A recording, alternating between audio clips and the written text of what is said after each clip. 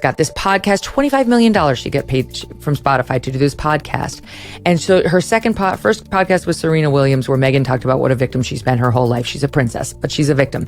Second episode is with Mariah Carey, and Mariah Carey, actually in a great moment, Spencer, kind of turned the tables on Meghan and called her a diva, which she is. Really? And let me bring it to you what happened, but I just feel like this is all hashtag part of the problem. Meghan Markle, hashtag part of the problem.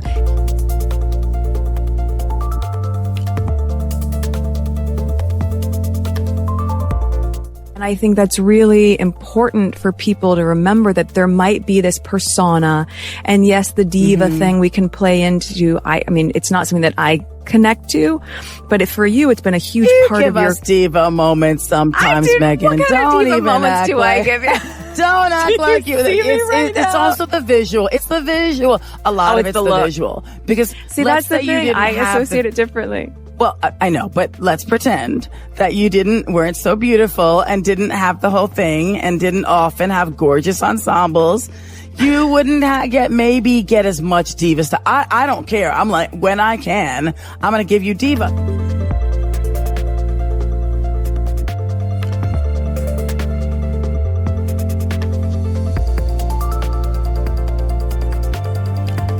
It was all going swimmingly. I mean, really well.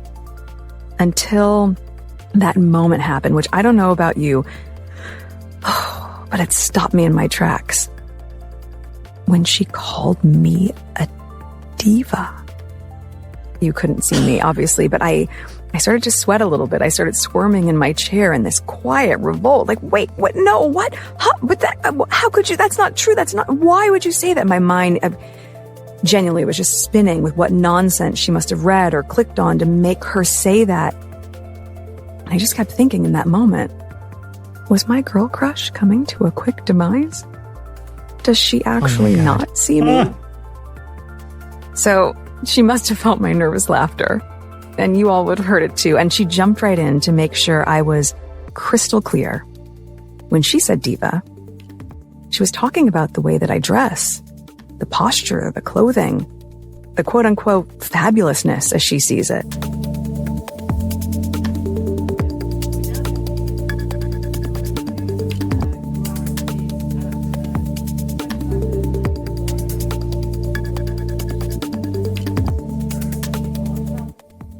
Oh my God, Spencer.